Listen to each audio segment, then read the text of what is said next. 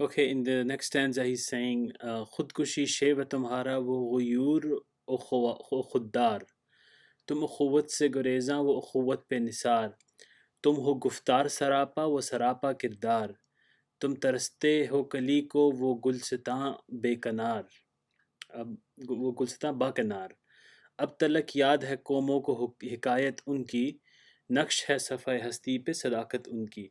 Again, Iqbal is comparing the Muslims in this day and age to Muslims in the past, the especially the aslaf, the earlier, the first generations, right? He's saying that self-destruction, khudkushi, literally means to commit suicide, but metaphorically can also mean self-destruction. So self-destruction is your path, and for them it was self-reliance and self-respect. Ghuyur o khuddar. You're the ones that actually avoid brotherhood, ukhuwat se gureza, wa ukhuwat bin nisan, and they sacrifice themselves for brotherhood, for them being together and being as brothers, and the elements and the it was more important for them. Tum ho guftar sarapa wa sarapa kirdar. You're all talk, right? And they were all action. All you do is speak and say things, but don't act on it. And they acted more than saying it. Tum taraste ho kali ko wo gulsita bakanar. That you you're hoping for a flower bud, and they basically had gardens under their control, under their arms. Right? That's how much uh, quality and character that they had. Ab talak yaad hai qawmon ko hikayat unki, like people even now remember, the nations now still remember the lessons that they gave us, and in the existence, their truthfulness and their character has been imprinted. Historically, like it's evident, and it's remembered. मिसले अंजुम उफ़ुक़ कौम पे रोशन भी हुए, बुते हिंदी की मोहब्बत में बरहमन भी हुए, शौक़ परवाज़ में महजूर नशेमन भी हुए, बेअमल थे ही जवां दीन से बदज़न भी हुए। इनको तहज़ीब ने हर बंद से किया, अब आज़ाद किया, लाके काबे से सनम खाने में आबाद किया. Now Iqbal is talking to the youth, and he's saying that what has happened to them is that they're like the stars, and they shined on their people, and they came, butte Hindi ki mohabbat mein Brahman bhi hui, like in the love of the idol of being an Indian, right? Indian idol, in love of being an idol, in having love and care for being Indian, which is again a nationalism would be considered an idol in the eyes of Iqbal. They became Brahman. I mean, they lost their ways, um, and with the love to fly high, they got separated from their origin. Like it's a good quality to have that love, but you still have to have some grounding, right? That grounding was taken away from them. बेअमल थे ही जवां दीन से बदजन भी हुए. They lacked action to begin with, and now they even turned away from the religion. Um, for them, morals freed them. Their morals, they freed them from all shackles. Um, and what did that do? That took them away from Kaaba, and they settled in the world of idols, right? And again, here, literally, India being the land of idols, but metaphorically, idols meaning things that we worship. Um, कैस ज़हमत कशे तन्हाई ये सहरा न रहे शहर की खाए हवा बाद ये पैमा न रहे वो तो दीवाना है बस्ती में रहे या न रहे ये ज़रूरी है हिजाब रुख लैला न रहे गिलाए जोर न हो शिकवे बेदाद न हो इश्क आज़ाद है क्यों हुस्न भी आज़ाद न हो. And continuing on the same theme here, he's saying that Qais, that Majnu that we talked about before, he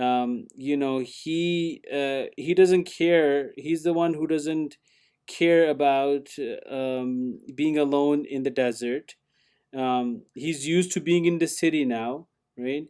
and the expectations that he has, he has changed.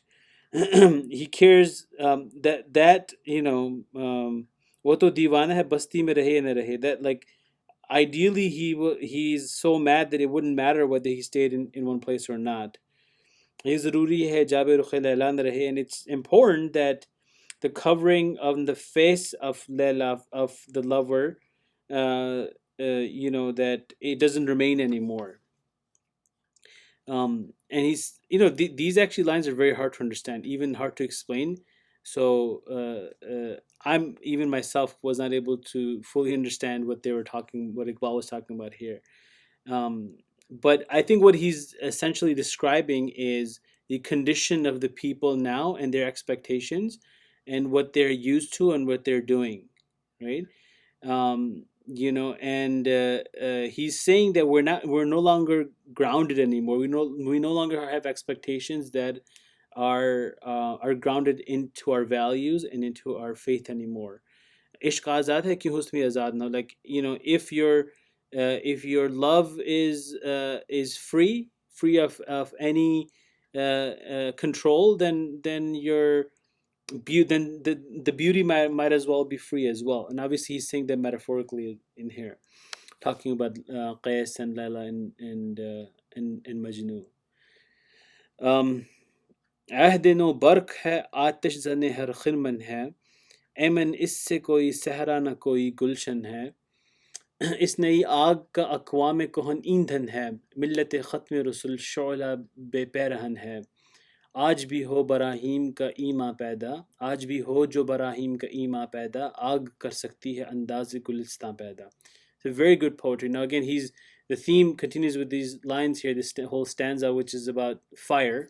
So he's saying that this new age, Ahdino, is all about electricity, lightning. It's like he's saying that we're in a new age now with technology, with the use of electricity, and because of that, all the houses, khidman is a house, is under fire. And also khidman can mean like your mental house, right? Your thoughts. They're affected by it basically. And Amen means protection. So there's no protection to any desert or any garden. That's how wildly this fire is spreading. एक नई आग का इस नई आग का अक़वाम Kohn ईंधन है. The old nations have become a fuel for this new fire. And millat khatm rasul shola ba perahan hai. And the flames are even touching the clothing of the millah of the Prophet Sallallahu Alaihi Wasallam, meaning it's even affecting the people who follow the Prophet Sallallahu Alaihi Wasallam.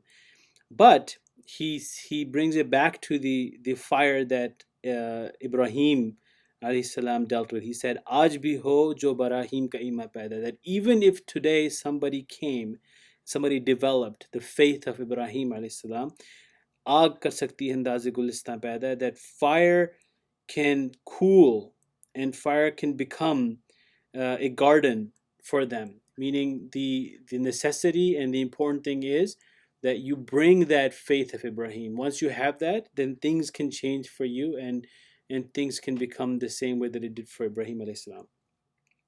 देख कर रंग चमन हो ना परेशान माली. Now he's going into hope. He's giving a lot of hope in these next few lines.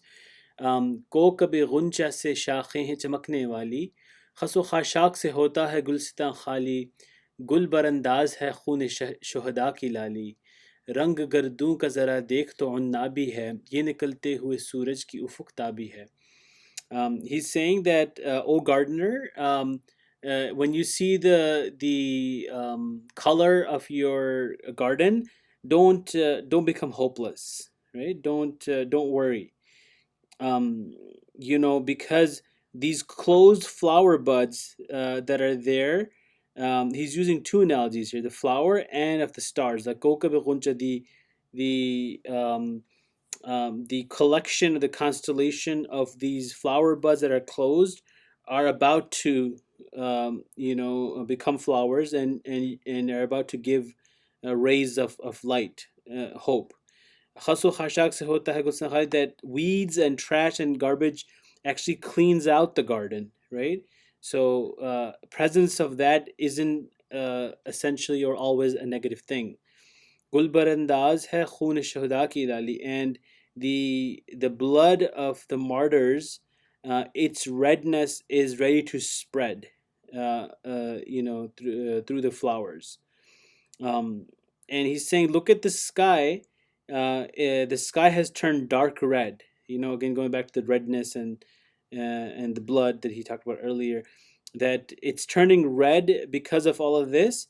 And what is that sign of? That's the apparent sign of the sun, which is about to rise. Like again, going back to the hope, that you see all these negative things, these negative aspects are actually a sign of hope, of change, of something good that's about to happen, which is the sunrise, because sunrise brings about a new day. उम्मतें गुलशन हस्ती में समरचीदा भी हैं, और महरूम summer भी हैं, खजादीदा भी हैं, सैकड़ों नखल हैं काहीदा भी बालीदा भी हैं, सैकड़ों बतन चमन में अभी पोशीदा भी हैं, नखल इस्लाम नमूना है बरूमंदी का, फल है ये सैकड़ों सदियों की चमनबंदी का. He's saying that there are nations who have benefited through the fruits of the garden of existence.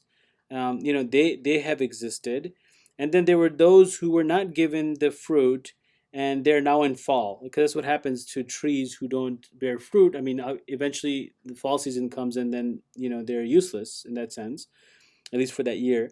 There are hundreds of plants that are kahida, meaning like they're decayed, and there are some that are balida, that are blooming, right?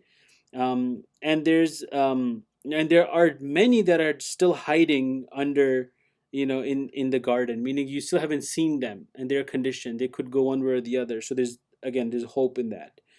And the plant of Islam is an example of what fruitfulness is. Like, what does it mean to be a successfully growing plant, which yields fruit?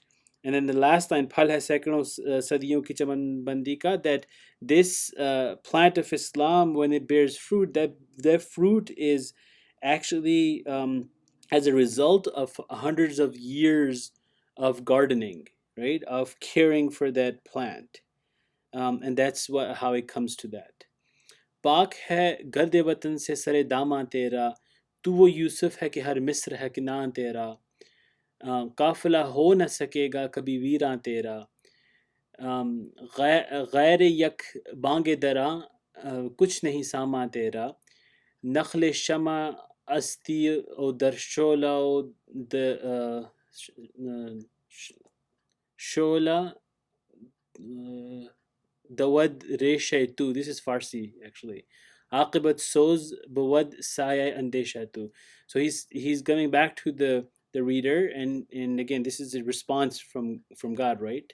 With hope. He's saying that, look, your robe is clean from the dirt of nationalism, right? You're not attached to a specific country or specific place. You're that Yusuf that every Misr, every Egypt becomes your home, right? Becomes Canaan for you. Your caravan is never going to be empty. Why? Because what do you bring to the caravan? You bring that call that wakes people up, that tells people it's time to move, it's time to go. Right? So you carry that energy, and that's why your caravan is never going to be empty. And the last two lines, what he's trying to say is that um, he gives an example of a candle. So he's saying that the candle, which is nakhl shama, shama is a candle, nakhl is a plant. Now, candle is like a plant, if you see this upright. And he's saying that in there, the wick of the candle, which is, he says, like a vein that has fire in it. Um, and so you carry that inside of you. So then your concern is going to be aqibat. So it's going to be about the ending. Your andesha, your care concerns will be about the ending, and where this caravan eventually leads on to, and where it goes.